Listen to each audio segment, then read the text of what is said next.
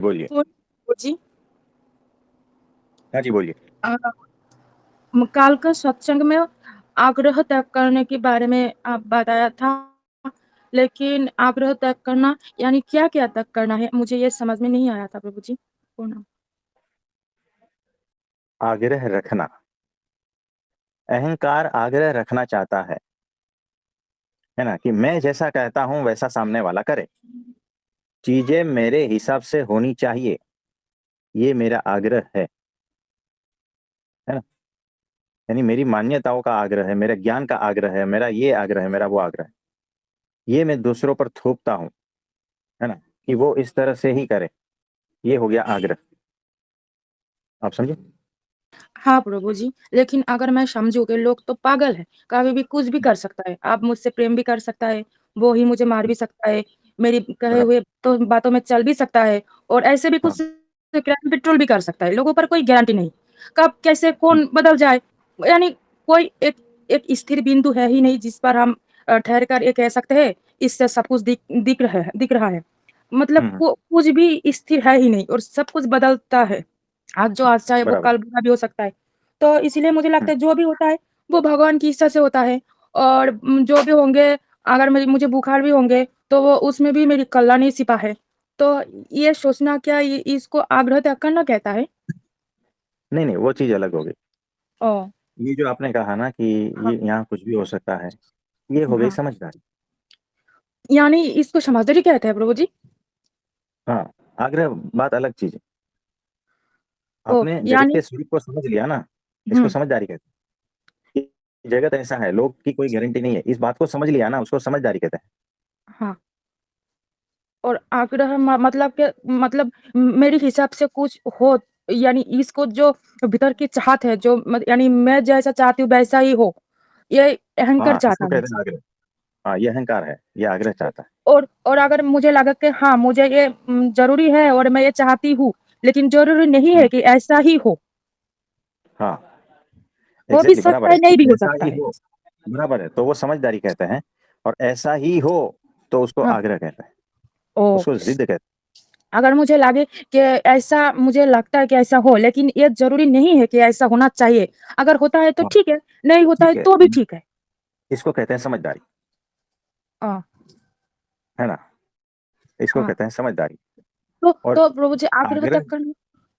आग्रह देखो जिद होती है कि हाँ, ऐसा ही होना चाहिए, है ना, हाँ, सामने वाला ऐसा ही करना चाहिए, और ये हाँ। सब कुछ नहीं होता है तो मेरा अहंकार को चोट पड़ती है, मैं दुखी हो जाता हूँ, ओह! है ना। तो तो प्रभु जी मुझे लगता है मुझे जब कुछ सवाल होता है तो हर वक़्त आपने तो मुझको अनम्यूट नहीं करते। तो मुझे लगता है कि मुझे कुछ कहना है, तो अगर प्रभु जी ने आज मुझे अनम्यूट नहीं करा, तो शायद मेरे सवाल में कोई दम नहीं और अगर दम है, तो शायद ये सबके सामने बोलना ठीक नहीं है। इसीलिए प्रभु जी अनम्यूट नहीं करा क्योंकि वो समझदार है, मैं तो समझदार हूँ नहीं तो और इसको कहते मुझे हैं समझदारी, है ना, कि वो हुँ, अनम्यूट करे तो भी ठीक है और हाँ, म्यूट रखे तो भी ठीक है। हाँ। वो दोनों में जैसा ही तो चाहते मेरा हैं, कल्याण है।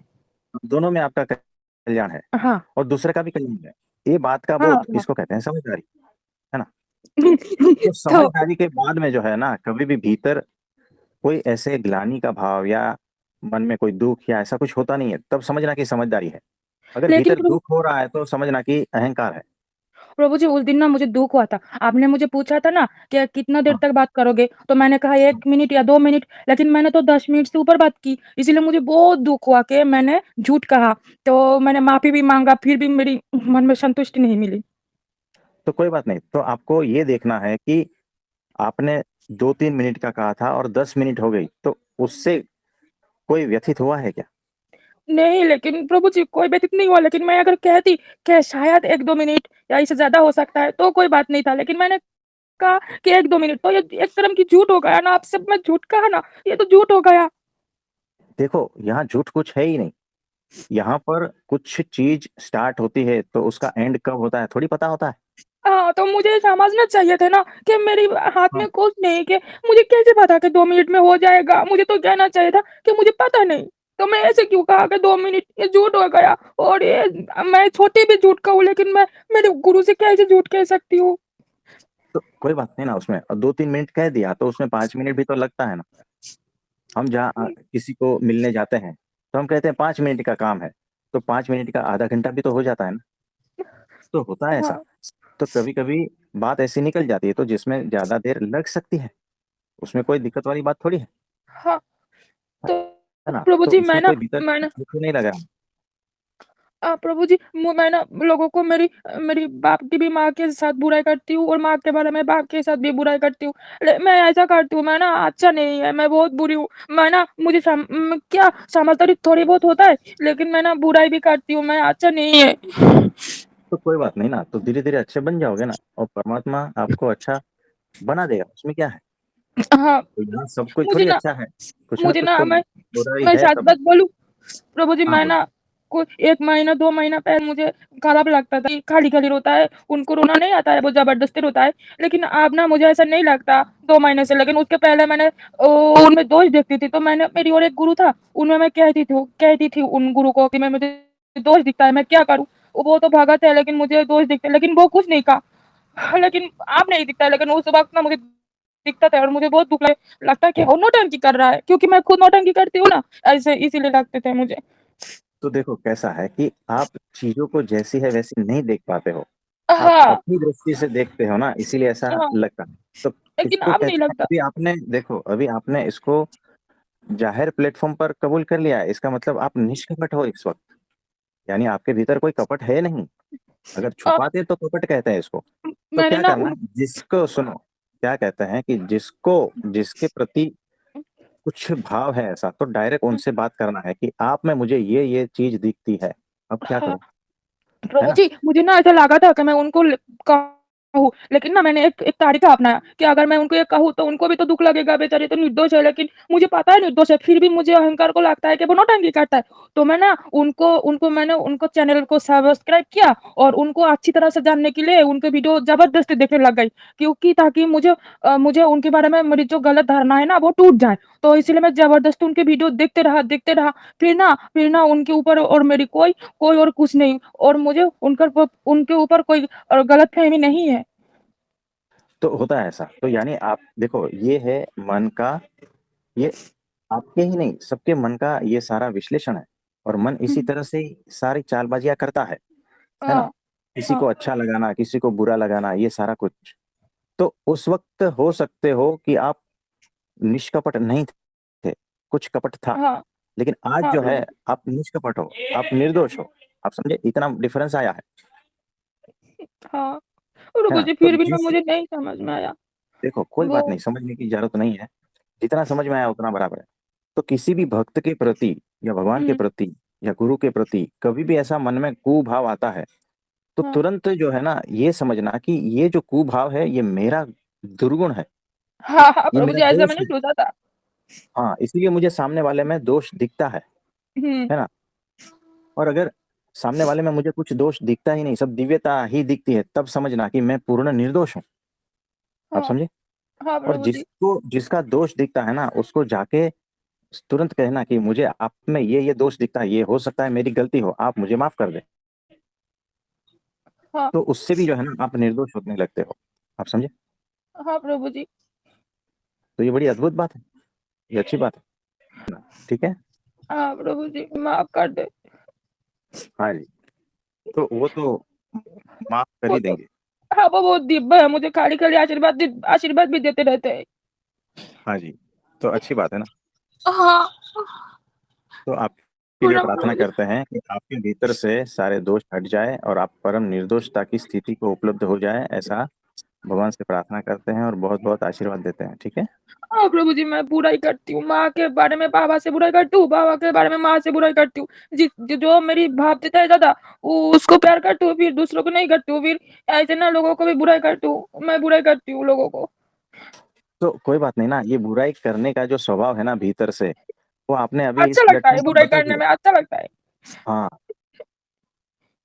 बता दिया ना, तो वो धीरे धीरे चला जाएगा, क्योंकि आपकी नजर में आ अच्छा, गया ना। देखो, हाँ, प्रभु जी। हमारे घर के भीतर अगर जहरीला सांप भरा है हुँ, और हम उसको अनदेखा करें, हुँ, तो खतरा है ना। और हाँ, हमें पता है कि ये वहां छिपा है, तो उसको निकालने की कोई तरकीब तो ढूंढेंगे ना, तब हाँ, निकलेगा ना।